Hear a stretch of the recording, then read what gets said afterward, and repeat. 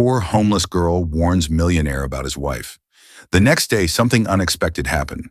The grand estate of the Wexford family stood like a palace atop the hill.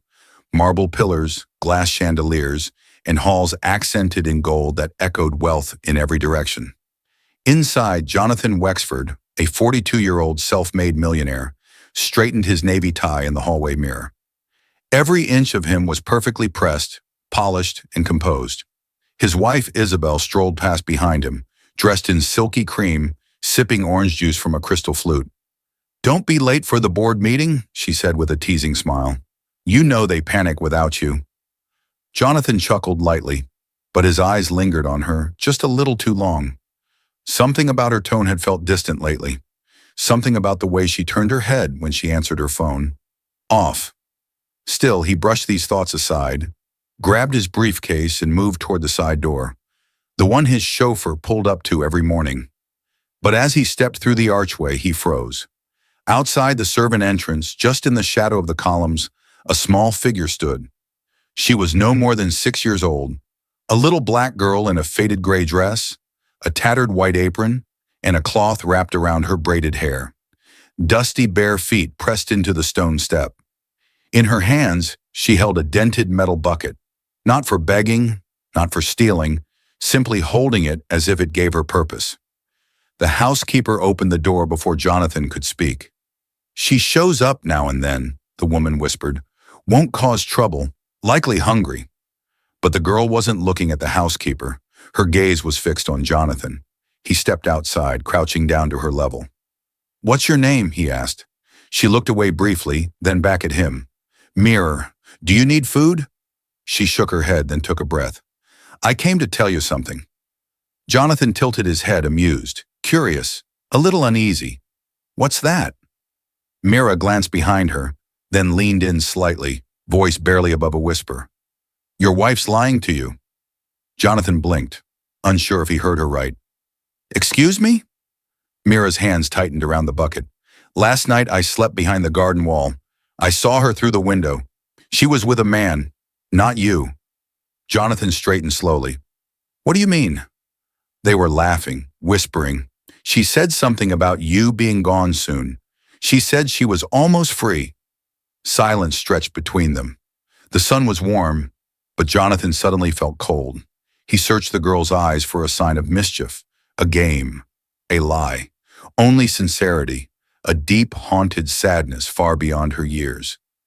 Inside, Isabel's laughter echoed down the hall as she spoke to someone on the phone, passing by the butler with her usual charm and grace.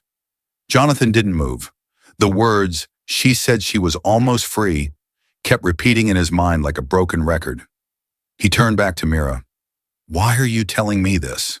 Her answer was quiet.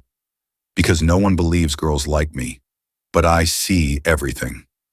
Then she gave a tiny nod, turned, and walked barefoot down the stone path, her metal bucket softly clinking at her side. Jonathan stood motionless for a long time. He had no reason to believe her, no evidence, no motive. Just a little girl in rags holding a secret as if it weighed more than her entire body.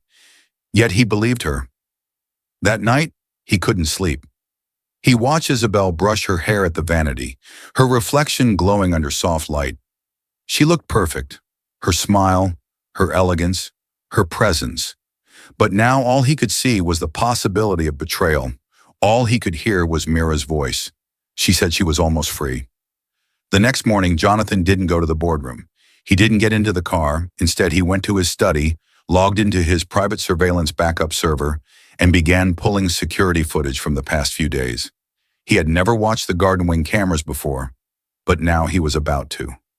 Sitting at his desk in the study, the morning sun cast golden light through the tall windows, but warmth was absent from him. His hand hovered over the mouse as he opened the encrypted server. He had never once reviewed the estate's internal camera footage. Why would he? He trusted his staff, his home, Isabel, until now. He rewound the footage from late hours in the garden wing, northeast corridor, the one Mira had mentioned. His breath caught in his throat. There she was, Isabel slipping through the hallway in a silk robe, hair pinned up, glancing behind her. At 1:47 a.m., a man followed. Jonathan leaned in, not a stranger, his business partner, Edward Crane. His stomach twisted. The two moved quietly into the solarium. No staff, no lights, no words. Just body language, subtle touches, soft laughter. Then Isabel's voice was captured, clearly on the audio logs. "He's almost done. He's been moving funds into the Zurich account. Soon we won't need him at all." Jonathan's hands grew numb. She wasn't just cheating. She was planning to drain his wealth. The following hours blurred together. Jonathan canceled all his appointments, called his attorney, froze his accounts, had his IT team trace Isabel's digital trails, gathered contracts, and backed up every call. By evening, the evidence was undeniable. She forged documents, signed his name, started transferring control of the foundation. It would have all worked out if not for the little girl with the bucket. That night, Isabel returned from a lunch meeting to find Jonathan standing at the door, his face unreadable. In his hand, a folder. He didn't yell. He didn't ask questions. He simply handed her the papers. "We're done. The bank accounts are locked. The board has been notified. The prenup will be honored." She froze. For the first time in their marriage, she was speechless. "I don't understand you. You lied to me," he said, his voice low. "A girl with nothing saw what I refused to." By the next morning, Isabel was gone, her things removed, her name struck from every financial tie. But Jonathan's heart wasn't on his fortune. It was on Mira, the child who came to him not for money, not for food, but for truth. He called the local shelter, asked around town, had his staff search markets, alleys, even the old train yard. Finally, they found her behind the bakery, curled up in a cardboard nook, still holding that metal bucket. She looked up, confused, when the black car stopped in front of her. The door opened.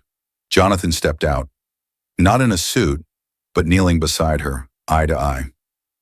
"You saved me," he said. She said nothing. So he reached into his pocket, pulled out a small necklace, gold with a single engraved word, "Seen." He placed it around her neck. "You're coming with me now, if you want to, Mira." Blinked uncertain, she extended her hand. Slowly she took it. Months passed. Mira moved into the guest wing of the Wexford estate, but Jonathan quickly realized it wasn't just a room she needed. It was a home, so he gave her one. A warm bed, her own clothes, tutors, doctors, a birthday party with candles and cake. But more than all of that, he listened. She loved stars.